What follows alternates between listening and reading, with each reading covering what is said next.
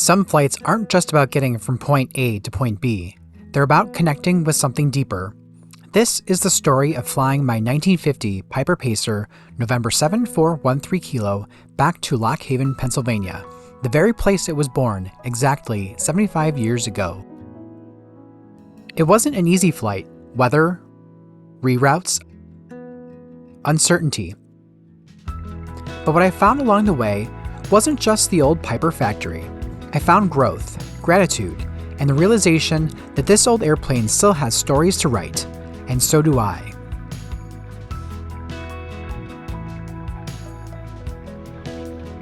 This Piper Pacer was born on June 17, 1950. At that time, the world looked very different. Harry Truman was president, the Korean War had just begun, there were no satellites, no internet, and flying was still a bold frontier. Piper Aircraft was helping a new generation of pilots take to the skies in simple, reliable airplanes like this one. Now, 75 years later, the world is faster and louder, and our cockpits are filled with glass and automation. But in this airplane, the spirit of 1950s still lives on, hand-flying through weather, navigating with instinct and charts, and landing on grass. This flight reminded me of where we've come from and how far we've come, and just how important it is to remember where we started.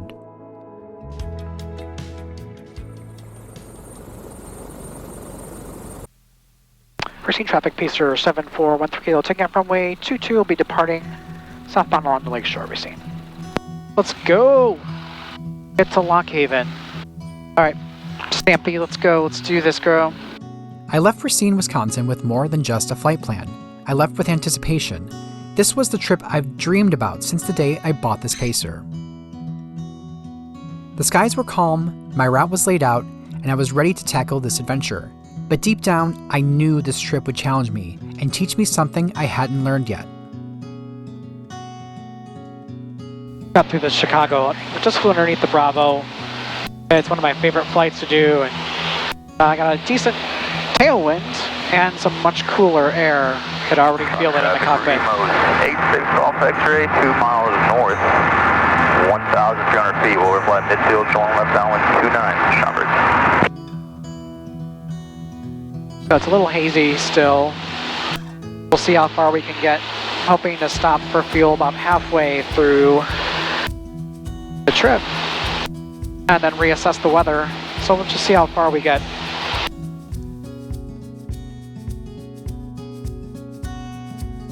Over Ohio, reality set in. The cloud layers were getting lower, the sky was starting to close around me, and thunderstorms were building fast.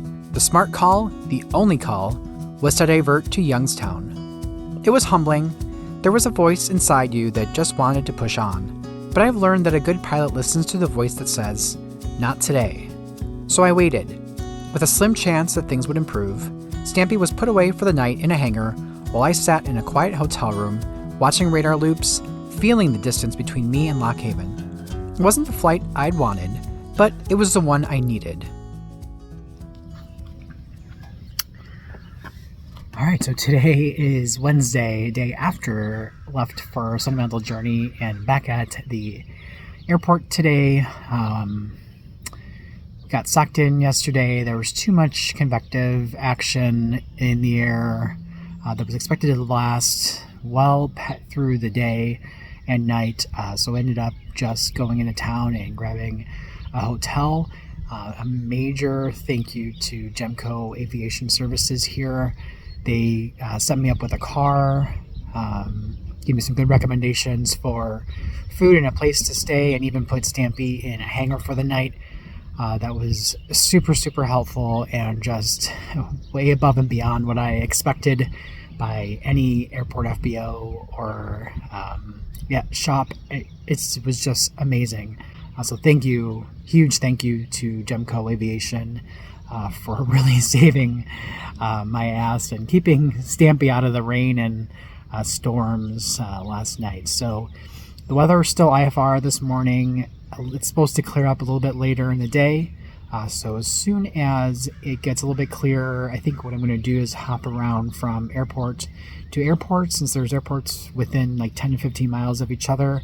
So I'm just going to hop around and get closer to Lock Haven, so that way once the clouds lift and I can actually get in, I'm just a few minutes away from getting there.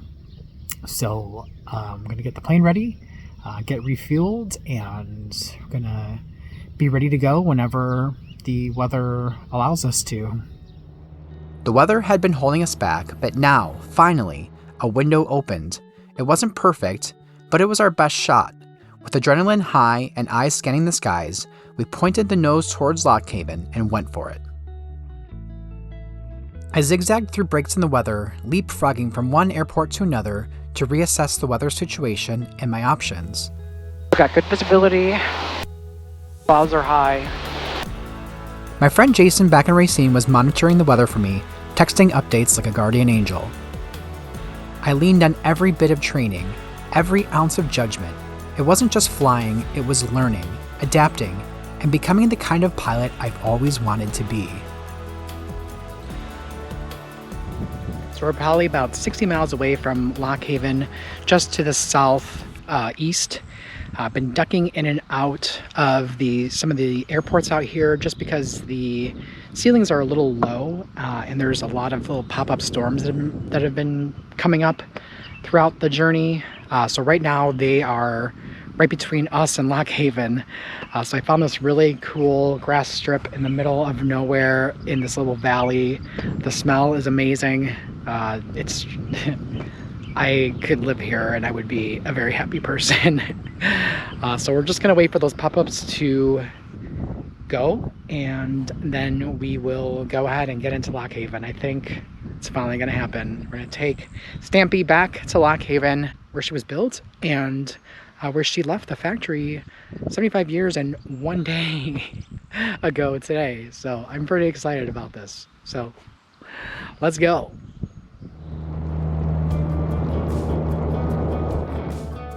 What a cool little airport. Cove Valley. Pretty sweet. We got some little pop-up storms. Should be through with them by the time we get over to Lock Haven. So if we need to, we've got 2 outs that we can get down at. Otherwise, we should have a straight shot into Lock Haven. And then, there it was, Lock Haven, home. The word hit different this time. Not just a destination on a sectional chart, but the place, the birthplace, the origin story of my airplane.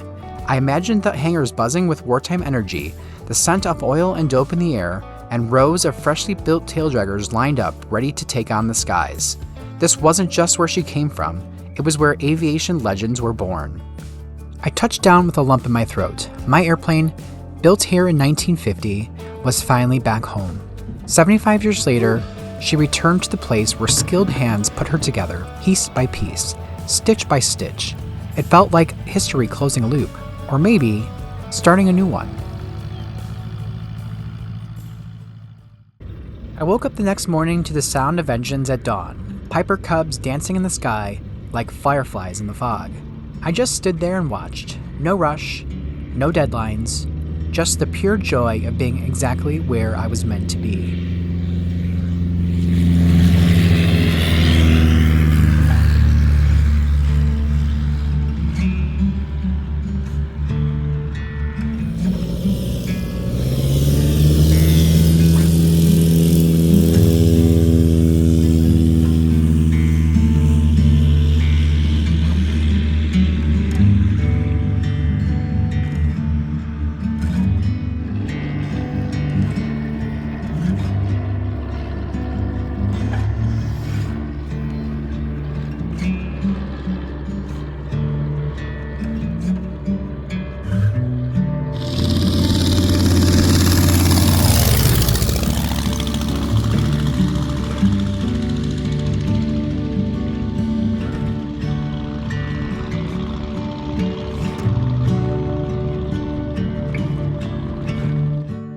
I was invited to fly a photo mission that day, air-to-air with another classic taildragger.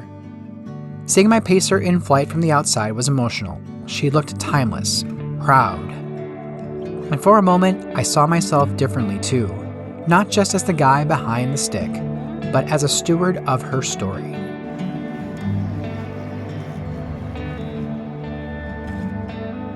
I visited the Piper Aviation Museum and saw the very history my airplane lived through. It struck me, these aircraft aren't just machines, they're markers in time. They hold stories, and when we fly them, we get to carry those stories forward. I didn't expect it, but the Pacer was awarded Best Pacer at the Fly-In, a moment I'll never forget. I think she earned it, not for her paint or polish, but for where she's been and where she's come back to. And of course, we can't forget the real stars of the show, the airplanes that were actually born here. From Cubs to Taylor Crafts, the field was alive with vintage aircraft that once called Lock Haven home.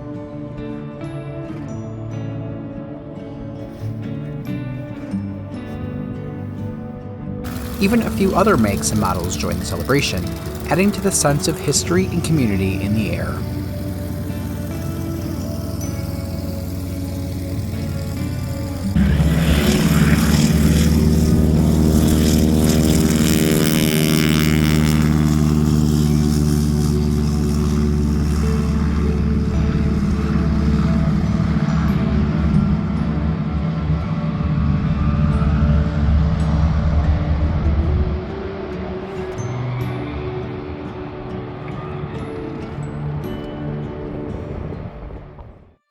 Packing up at Lock Haven wasn't easy. There's something about this field, this valley, that gets under your skin. Maybe it's the sight of vintage taildraggers nestled in the grass. Or the way the morning sun lights up a cub just right.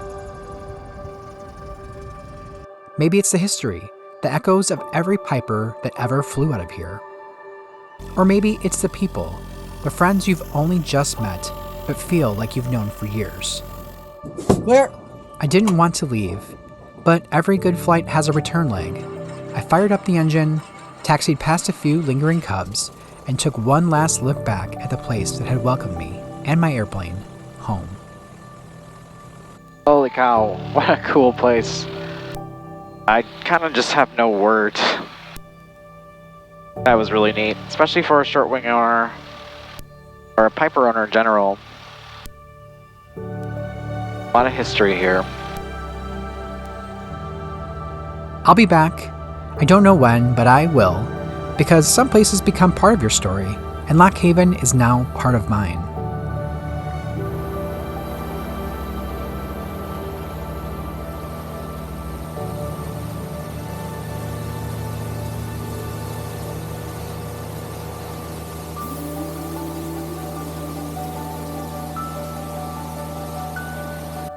See you, Lock Haven.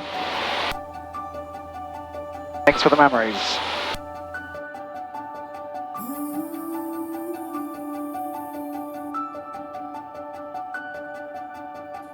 On the way home, I stopped in Tiffin, Ohio. I thought I was just getting fuel, but the weather gods had reared their ugly heads once again.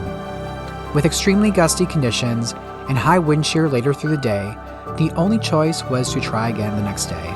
But I found a Civil War museum and an amazing burger joint that was just what I needed after a long morning of flying. These are the moments you can't plan for. They just happen when you slow down, when you travel in a vintage taildragger. As I passed through Indiana and saw the Chicago skyline, I felt it. Gratitude for the journey, for the people, and for every little lesson I didn't expect to learn. Flying this trip didn't just make me a better pilot, it made me more humble, more aware, and more connected to the reasons I started flying in the first place. This wasn't just a flight, it was a homecoming, for me and for a 75-year-old airplane with a story that's still unfolding. Thanks for coming along for the ride. If you believe in the soul of old airplanes and the people who fly them, I hope you'll subscribe to our channel. See ya on the next adventure.